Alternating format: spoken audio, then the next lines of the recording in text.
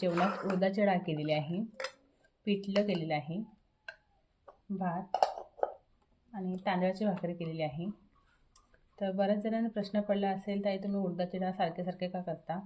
तर आईने मला उडदाची डाळ खूप आवडते आणि उडदाची डाळ ही गार असते, म्हणून ती गरमीतून आवर्जून खावी. वाटून कुठलं आम्हाला आवडत नाही. आईला मीठ टाकून आवडते अशी आई सांगते. ही गरमीतून खावी, ही गार असते डाळ. आणि आज आईला पिठलं खायचं होतं.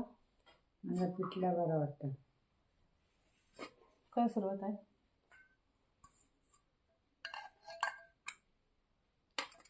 आणि जेवणाशी आंबे तर लागतातच.